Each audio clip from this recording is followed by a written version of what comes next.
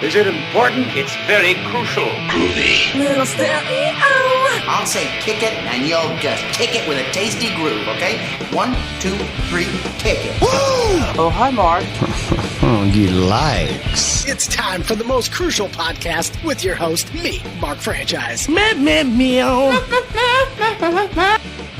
All right, welcome back to the most crucial podcast. It is Mark Frankhouse with 104.9 The Edge, and we're here, a super special show going down tonight at the River Raisin Center for the Arts. We're in Monroe, Michigan, and this is a show that I've been looking forward to for quite some time now, and I have the honor of being joined today by an excellent musician who is touring a very special tour right now, working on a bunch of new material as well. AJ Croce with me. Thanks, man. Hey, thank you. Absolutely. Now, this is exciting. I know your first gig was when you were, like, your first paid gig was when you were a kid. You were, like, 12, right? That's right. Yeah. So you must have been playing music, like since you were, like, super tiny. Like, when did you, like, get started with music? Well, it was like, as soon as I could stand, I think I was like gravitating towards the piano. That's awesome. Now, when you were, like, obviously you were playing music as a kid, did you kind of have that household living, like, where music was just constantly playing?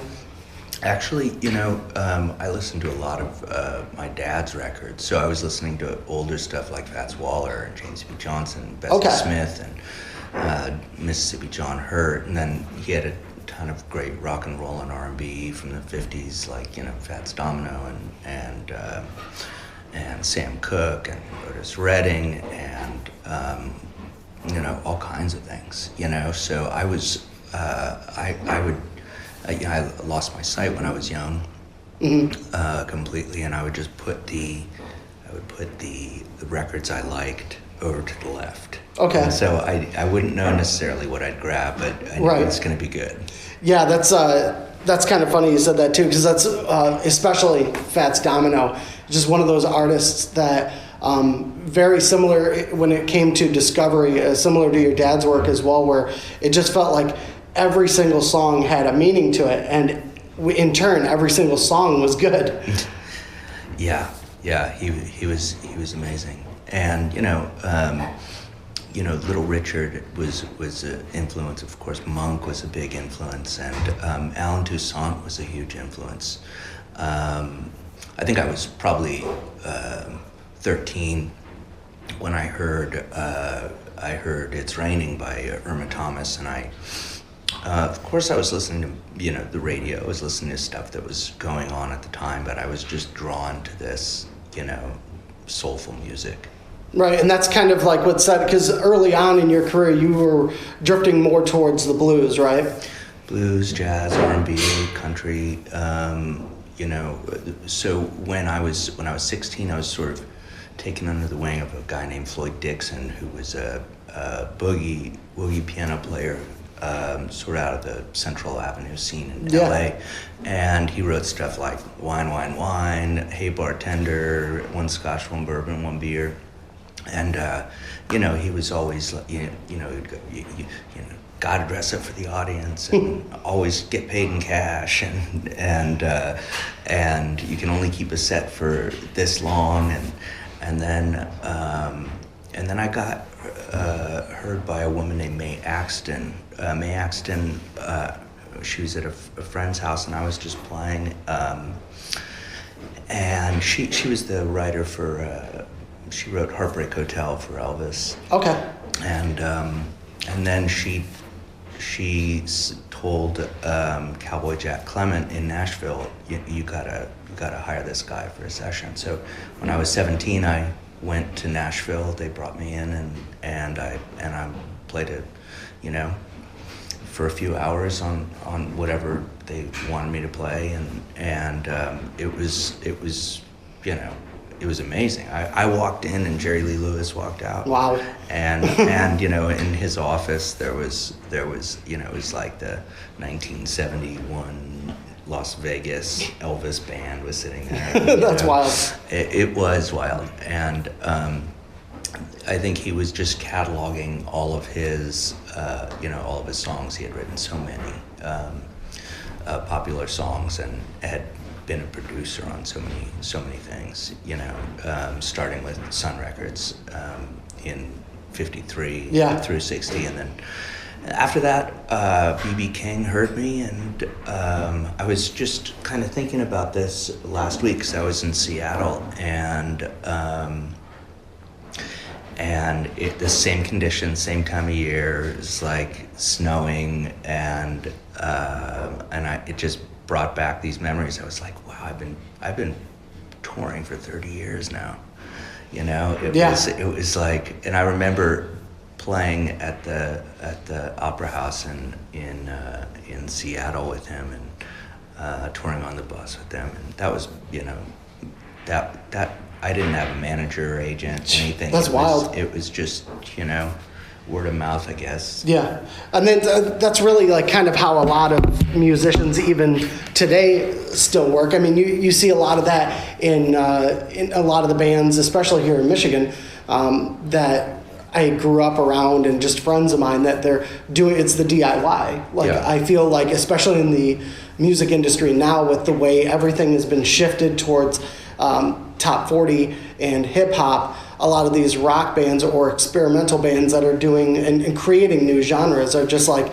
let's not try, because we don't have what they want, so let's just try to do it ourselves. Yeah, let's be creative and try something new. And I've, you know, I felt like I wouldn't be able to create something new unless I was able to understand the real history of music, and just, you know, became a huge record collector from an early age, and even though I love all kinds of music, you know, both, you know, contemporary and you know, music going back to the Elizabethan era or Bach, or it's, for me, it was just like, I knew that at a certain point I was going to be an indie artist. Yeah, and that's the cool thing too, is that you're the only expectations you have for yourself, the ones that you set for yourself, and you don't have to worry about, you know, the stress of trying to be something you're not. You're always going to enjoy what you're doing, and that's a beauty. You don't have someone in your ear telling you what to do. It's a group effort, and it's a bunch of unique musicians coming together and creating something different every time. And I think that's the beauty of like listening to your albums too, is not only every album has a vibe to it, but every single song within the album is kind of inspired by something else. You're taken from all kinds of places, and hopefully, you know, the idea is that it just needs to be soulful. It doesn't need, you know, there's country music that's soulful. There's, you know, there's rock and roll that's soulful. There's classical music that's soulful. Mm-hmm. There's Latin music that's soulful. It's just doesn't need to be from one genre or one country or anything, you know. Yeah, and you don't want to be pigeonholed as an artist, like, oh, he just specifically does this one type of thing. It's like, well, music is influential from all, you know, I could never, and even as just a person, like, if you're only listening to one kind of music, you're limiting yourself so much on so much inspiration that you could be receiving, you know? Especially as a musician. I think as a musician, you really, you need to stretch out, you know, beyond your comfort zone and listen to everything, because the more that you listen to, the more that you know, more possibilities you have of creating something unique.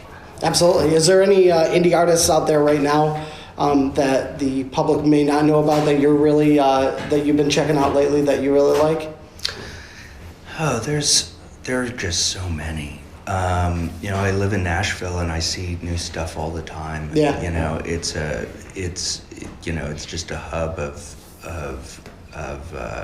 music. You know, a lot of people think it's country, but it's probably 10% country. You know? Right. And there's just you know, tens of thousands of singer-songwriters and, you know, rock artists and all kinds of stuff. I went there 2 summers ago for the first time ever. I've never been any place like that in my life. It was so cool. Like, we went down there, I think there was a radio station, there was a band, Jimmy Eat World, that were playing a free show in Nashville. Mm-hmm. And then afterwards, we're like, all right, let's go downtown. And it was just so many people all over there, like thousands and thousands of people and hundreds of music bars. Yeah. Jimmy World. It's funny, I started a couple of labels, with different purposes around 2003, and one of the groups that I had on the label was a band called Dirty Sweet, and I know that they did a number of shows with Jimmy World. That's cool. And like I said, there's some bands even here in Michigan that are kind of taking their own path. And there's one right now, the Native Howl.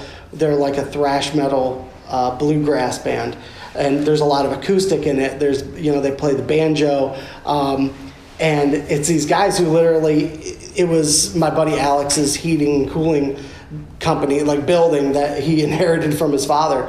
And they just built this world-class studio into it. And then it just, literally just by networking, traveling, booking tours, doing everything themselves. Now they're on a national tour and about to go international into Europe. And same with another band out here as well, the Gasoline Gypsies, who are from a little north of here, Port Huron area. Yeah. And they're just another band that's just trailblazing their own way, doing everything their own way. They're, they're not trying to get signed by a major label, right. And they're having fun making music and touring, and they're building a more realistic fan base. They're not trying to be anything they're not. They're just, they're expressing themselves the only way they know how to, and they've been a consistent band for, over 10 years now. So it really seems like that is kind of the future of indie music, and just music in general is just trying to do your own thing. I completely agree. These days you really have to tour. Mm-hmm. You really do, and so I'm touring more than I've ever, than I've toured. Well, at least in 25 years or so. Right. And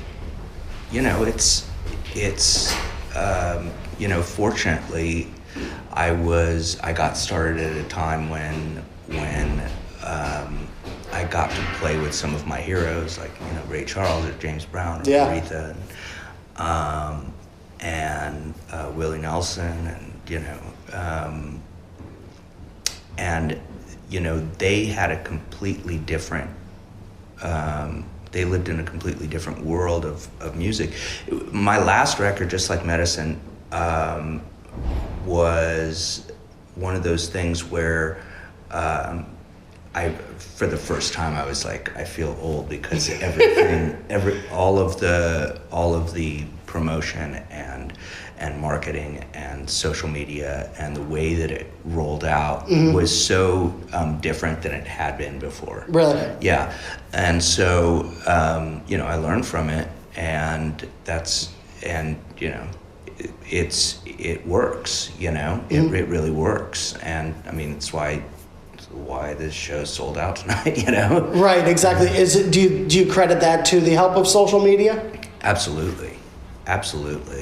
I noticed it right away with MySpace and Facebook mm-hmm. that you had a direct connection to the people that dug what you did, Right. and it was really. Prior to that, the label or the artist had to, invest in every show and or venue, and you'd hope the venue would put something in one of the free music rags. No doubt, yeah. And if they didn't, no one knew you were there. Mm-hmm. There was no way to communicate. On such a to such a huge number of people. Yeah, that's what's kind of cool about. Well, I know with Facebook too, because people have their opinions of it and everything, but just with the algorithms and everything. But the nice thing is that that virtual word of mouth now, where if somebody goes, oh, that's kind of cool, it'll show up on someone else's timeline where it says your friend is interested in this event that you had no idea was happening. And I've gone to multiple events because of that. Yeah, I have too, and it's fascinating. It really is fascinating that that's the way it works, and I think that it's. There's something about it that I really like. I mean, it's especially good for artists that are on indie labels. You know, there wasn't an avenue for that in the past. Yeah. You know, and so people like to discover music on their own. In general, they want to find something and they treasure it because no one else has heard it. Yeah, exactly. And sometimes as soon as that it breaks or it becomes popular, there's a certain kind of fan that doesn't want to hear it anymore. But it's kind of one of those things where it's like it's thrown at you, and some people are very defensive. Like I'll get to it on my time. Exactly, and or the opposite is, I found this thing, 3 or 4 years ago. I love this band or I love this artist or whatever. And when they become more popular, it's like the world just kind of stole their private, their own private artist. And it goes back to, and it's a philosophy that a lot of people have, but I always kind of look at it as like, why do you listen to music? Like, and there's a lot of people who just, it's there. Music is there. It's disposable for them. It's just there to entertain them. And then there's other people, there's musicians, and then there's real music fans who are like, no, this is literally a way of life. Absolutely. And yeah. I mean, I think you'll get those people too at the same time who like you'll bring up a band's name, and I just remember one time in particular I brought up Earth, Wind and Fire, and somebody made like the cliche, oh yeah, now it's just Earth and Wind, and and I'm sitting there, I'm like, okay, you can dog on like how many original members are left, but like, can you even name them? Do you really know that much about them? It's the same thing with Chicago. I talked to Keith Howland, their guitar player, last year, and I'm going to be speaking to him again before the show in Battle Creek. And it's one of those situations where I was invited out to Chicago to see their first show of the tour last year, and it was the best show I've ever seen them play. Yeah. And you can't. That's the thing too. You can't. If Terry Kath was alive today, that'd be awesome. That'd be great. But he's not, and bands change, but it's the spirit of the band that keeps them alive. So I've always fought for that. Like, continue to support the band no matter how big they get and however long you've listened to them. Well, I think that I don't think any band is expecting to become huge. Yeah. So it's probably a bigger surprise for the artist than it is for the fan. Just because the musician is aware of all of the facets of what needs to go into it. And I'm thinking 3 years ahead now. And so, I just finished an album. It's the first album I did that's a cover album called By Request for Compass Records. And it'll be out in late spring. And then I'll do another original album next year. And then after that, I'm working with Anti-Ballast on a project that I sort of put together. That's cool. And so it's... in thinking about the future, it used to be 6 months and it was such a hustle. Yeah. Maybe it's just because I kept doing it. Right. I think that's part of it. But back to what you were saying about members of the band. You know, there are groups where you can, you know, where they can change members and it just becomes, you know, it becomes interesting. You know, Bowie changed members of his group many times. Right. Obviously, the Temptations. I think that's a good example because each singer they had was unique. Right. And yet they, you know, up until the band, you know, there were 3 or 4 different bands called right. the Temptations.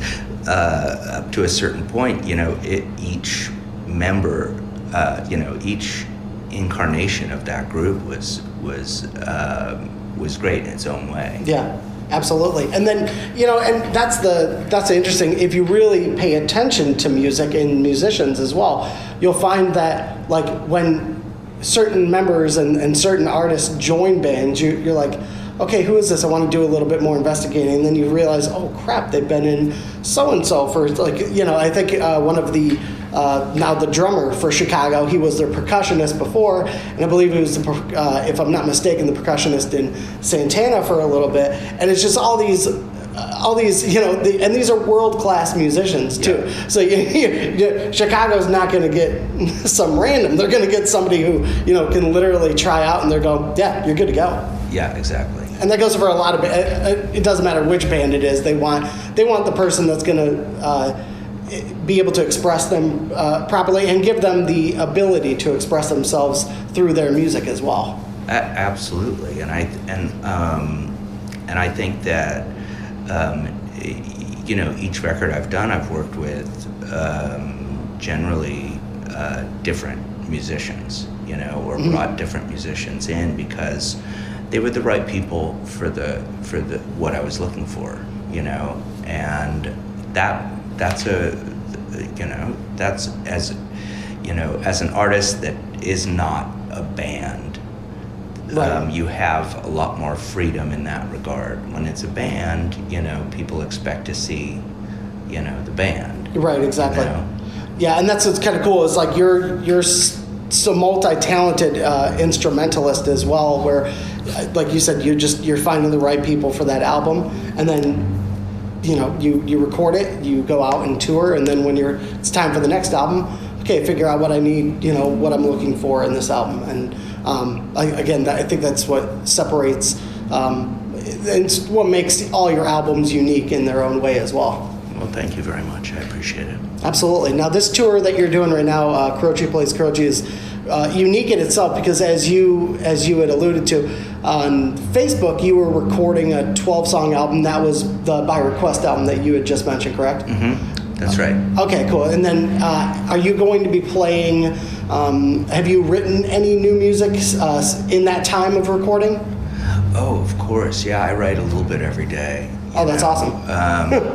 But it doesn't need to be completed. It doesn't need to be finished. It's just I just need to stay creative, and it's an exercise. You know, no one needs to hear it.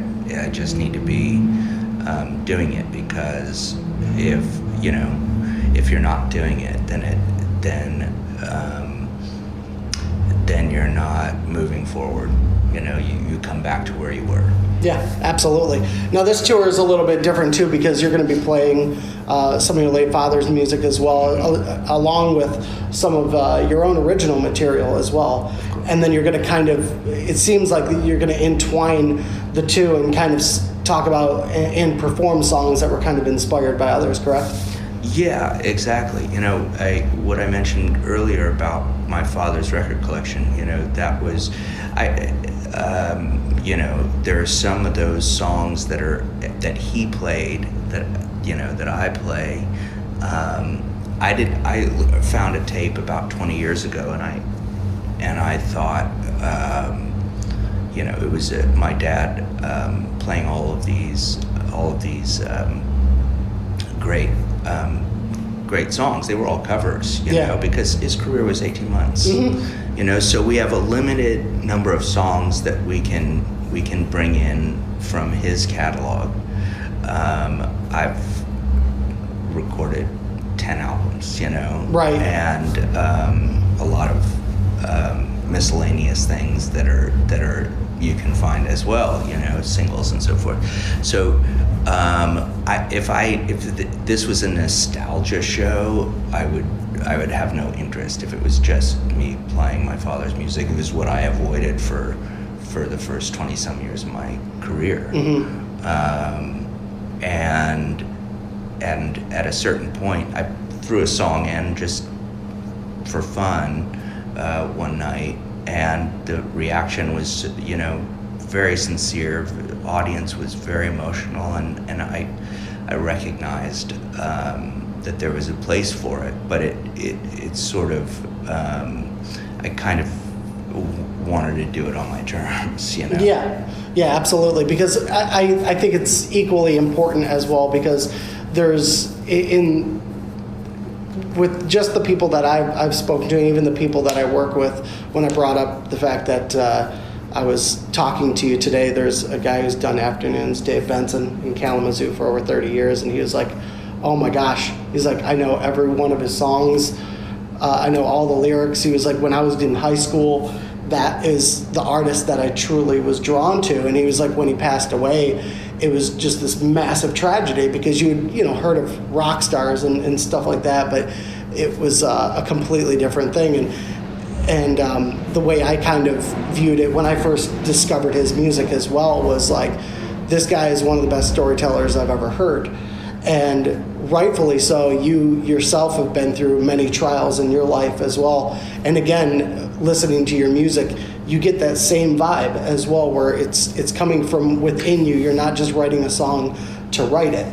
And I think that's equally important as well. I think it's nice that you're not only paying tribute to your father at the same time, but again, you're your own person, you're your own musician, and you don't want to you want to make a name for yourself as well.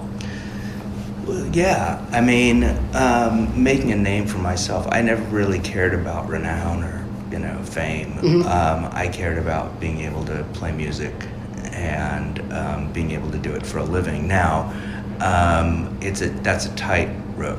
You got to walk, because the reality is that you need to have recognition, or else people aren't going to come to the shows, and you're not going to get another record deal, and right. And so it is. I sort of came to terms with that just 5 or 6 years ago, and recognized I need to put the effort and the time into it.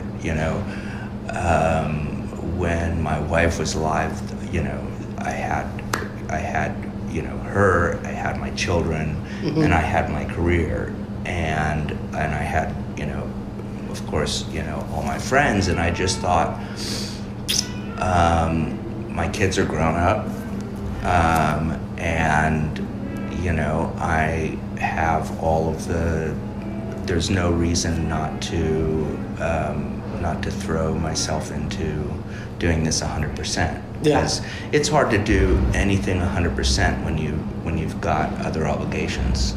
Yeah, that's absolutely true. And it's, this is again a unique show that we're about to witness here tonight as well. Because and you said you are going to be playing new music as well that you've been writing? I'm not going to be playing new music that I've written. I'll be playing stuff from the last record. Okay. I'll play a few things from the upcoming record. I'll play other things that were on my early. I'll go through my catalog. Yeah. And of course through my father's. Okay, cool. Are there any songs of your father's that you're, obviously, you grew up not only listening to the music he wrote, but all the music that he was listening to as well. Are there any particular songs in general by your father that kind of attach onto you stronger than others? Yeah, absolutely. Box number 10 is one of my favorites. And I think that because I think because it was a story, based on my parents, moving to the Bronx from Philadelphia, trying to make it in '69, and it was the it was really difficult. He couldn't make it at that point. He couldn't get signed. He couldn't get promotion. He ended up doing all kinds of different jobs, and after a year, they just went, let's go to the country, and they went out to the country outside of Philly, and rented a farmhouse, and that's where I was born. Yeah, absolutely.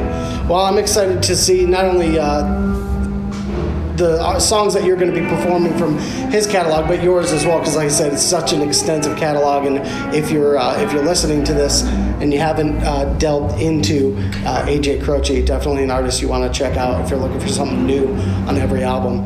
It's going to be a blast, and we're looking for the show tonight. Thanks for hanging out with me, man. Absolutely, thank you. Absolutely. Good luck on the tour. Thanks. Sweet. Thanks, bro. You bet.